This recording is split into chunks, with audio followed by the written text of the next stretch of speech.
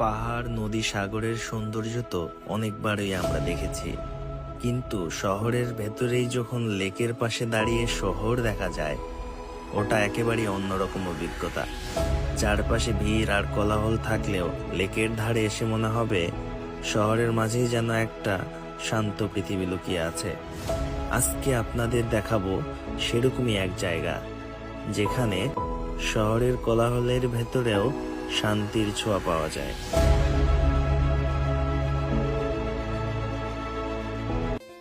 Hello guys, আসসালামু আলাইকুম। এখন বাজে বিকাল ৩টা। বেরিয়ে পড়লাম উত্তরার দিয়াবাড়ির উদ্দেশ্যে। বাড়িধারা থেকে দিয়াবাড়ির উদ্দেশ্যে শুধুমাত্র রায়দা বাস যায়, তো এখন রায়দা বাসের জন্যই অপেক্ষা করছি।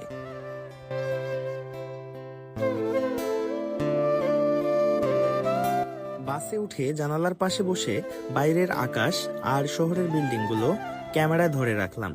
চলন্ত বাসের জানালা দিয়ে দেখা শহরের দৃশ্য আর ওপরে নীল আকাশের খোলা স্থান, দুটো একসাথে যেন ভ্রমণের অভিজ্ঞতাকে আরো জীবন্ত করে তুলছে। এরই মধ্যে আমি দিয়াবাড়ির খালপাড়ে পৌঁছে গেলাম। সেখানে আগে থেকে ছোট ভাই আমার জন্য অপেক্ষা করছিল। এখান থেকে আমরা একটা রিক্সা নিয়ে দিয়াবাড়ি মেট্রো স্টেশনের উদ্দেশ্যে রওনা দিলাম।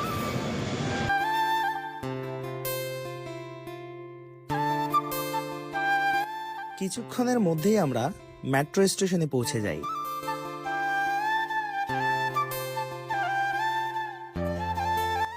এরই মধ্যে মিনহাজ আমাদের সাথে এসে যোগ দিল।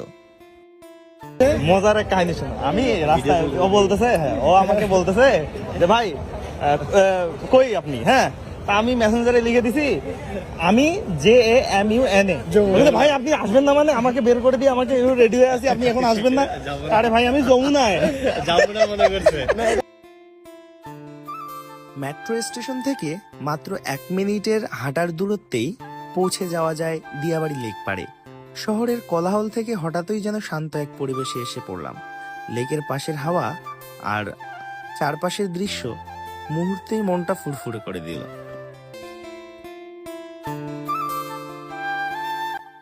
লেকের ধারে সারি সারি নৌকা রাখা ছিল। উপরের আকাশ থেকে রোদের আলো নৌকাগুলোর গায়ে এসে পড়ছিল, আর ঠিক পাশেই দাঁড়িয়েছিল সেক্টর 18-র উঁচু বিল্ডিংগুলো। পানির ঝিলিক, নৌকার রং আর চারপাশের স্থিরতা সব মিলিয়ে দৃশ্যটা হয়ে উঠেছিল